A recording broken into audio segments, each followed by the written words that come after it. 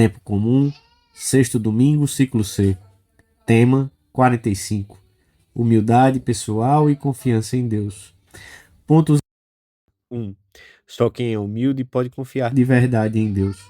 2. O grande obstáculo da soberba. Manifestações. 3. Exercitar-se na virtude da humildade. Pelo sinal da Santíssima Cruz, livrai-nos Deus, nosso Senhor, dos nossos inimigos. Em nome do Pai, do Filho e do Espírito Santo. Amém. Meu Senhor e meu Deus, creio firmemente que estás aqui, que me vês, que me ouves. Adoro-te com profunda reverência.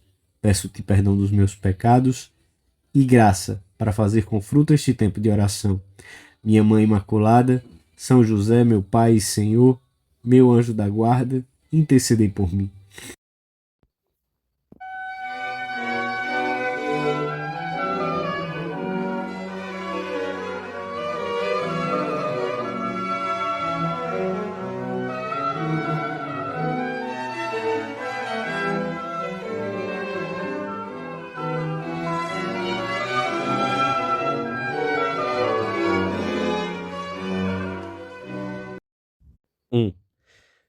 Sede para mim a rocha do meu refúgio, uma fortaleza bem armada para me salvar. Rezamos na antífona de entrada da missa. O Senhor é o baluarte que nos protege no meio de tanta fraqueza que encontramos em nós e à nossa volta. Ele é o ponto de apoio firme a cada momento, em qualquer idade e em qualquer circunstância. Na primeira leitura, diz o profeta Jeremias: Bendito o homem que deposita sua confiança no Senhor e cuja esperança é o Senhor. Assemelha-se à árvore plantada à beira da água, que estende as raízes para a corrente. Quando chegar o calor, não o sentirá, e a sua folhagem continuará verdejante. E em ano de seca, não se inquietará, continuará a dar fruto. Pelo contrário, é maldito o homem que confia em outro homem, que faz da carne o seu apoio e cujo coração vive distante do Senhor. A sua vida será estéril, como o cardo da charneca. Sede para mim a rocha do meu refúgio, Senhor. A humildade pessoal e a confiança em Deus caminham sempre juntas.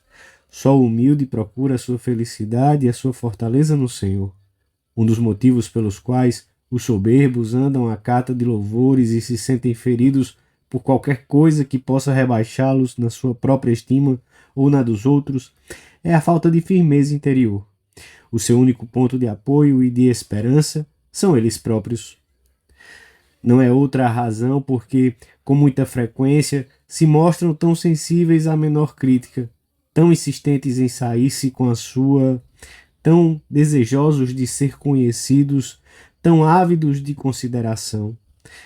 Agarram-se a si próprios como um náufrago se agarra a uma pequena tábua que não pode mantê-lo à superfície. E seja o que for que tenham conseguido na vida, sempre estão inseguros, insatisfeitos, sem paz.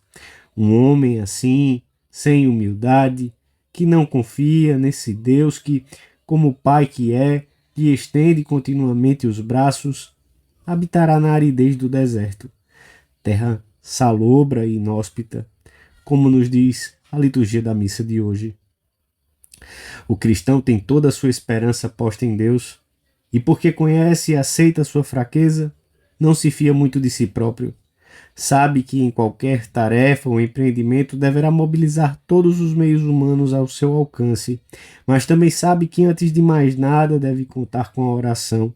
Reconhece e aceita com alegria que tudo o que possui foi recebido de Deus.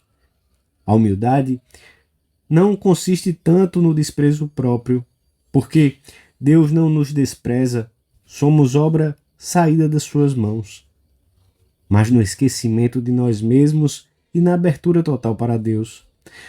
Quando pensamos que tudo se afunda sob os nossos olhos, nada se afunda, porque Tu és, Senhor, a minha fortaleza. Se Deus mora na nossa alma, tudo o resto, por mais importante que pareça, é acidental, transitório. Em contrapartida, Nós, em Deus, somos o permanente.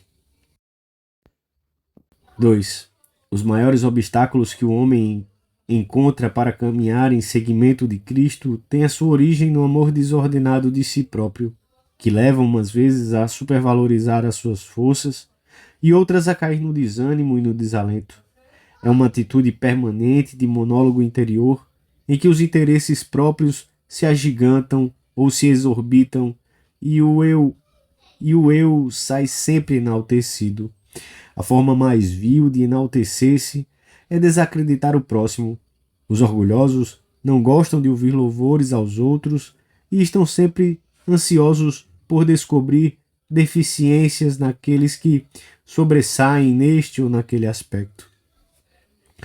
Talvez a sua principal característica esteja em que não podem sofrer a menor comparação, contradição ou correção que pareça inferiorizá-los aos olhos dos outros. Quem está repleto de orgulho exagera suas qualidades enquanto fecha os olhos para não ver os seus defeitos e acaba por considerar como uma grande qualidade o que na realidade é um desvio do bom critério. Persuade-se, por exemplo, de que tem um espírito magnânimo e generoso, porque faz pouco caso das pequenas obrigações de cada dia, esquecendo que, para ser fiel no muito, tem de sê-lo no pouco. E por esse caminho chega a julgar-se superior, rebaixando injustamente as qualidades de outros que o superam em muitas virtudes. São Bernardo indica diferentes manifestações progressivas da soberba, a curiosidade, o querer saber tudo de todos, a frivolidade de espírito, por falta de profundidade na oração e na vida, a alegria tola e deslocada que se alimenta frequentemente dos defeitos dos outros e os ridiculariza, a jactância, o prurido de singularidade, a arrogância, a presunção, o não reconhecer jamais as falhas próprias, ainda que sejam notórias, a relutância em abrir a alma ao sacerdote na confissão, por parecer que não se tem faltas. O soberbo é pouco amigo de conhecer a autêntica realidade do seu coração e muito amigo de calcar os outros aos pés, seja em pensamento, seja pelas suas atitudes externas. Examinemos agora nestes minutos de recolhimento interior se amamos com predileção a virtude da humildade, se a pedimos ao Senhor com frequência, se nos sentimos constantemente necessitados da ajuda do nosso Pai Deus. Ó Deus, dizemos com o salmista, vós sois o meu Deus, eu vos procuro com ardor, a minha alma está sedenta de vós, e a minha carne por vós anela, como a terra árida e sequiosa sem água.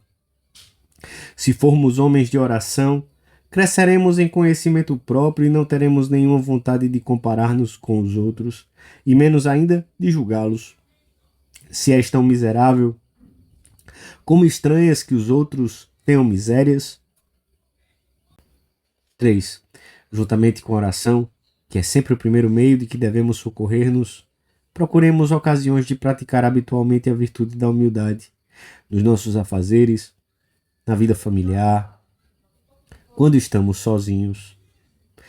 Sempre procuremos não estar excessivamente preocupados com as nossas coisas pessoais, com a saúde, com o descanso, com o êxito profissional, econômico.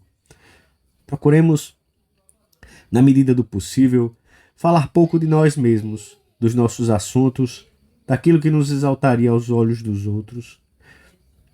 Procuremos evitar sempre a ostentação de qualidades, bens materiais, conhecimentos. Aceitemos as contrariedades sem impaciência, sem mau humor, oferecendo-as com alegria ao Senhor. Aceitemos, sobretudo, as pequenas humilhações e injustiças que se produzem na vida diária, pensando sinceramente, que é isso para o que eu mereço? Cuidemos de não insistir nas nossas opiniões, a não ser que a verdade ou a justiça o exijam. E empreguemos então a moderação unida à firmeza. Passemos por alto os erros alheios, desculpando-os e ajudando-os com uma caridade delicada a superá-los. Cedamos à vontade dos outros sempre que não esteja envolvido o dever ou a caridade.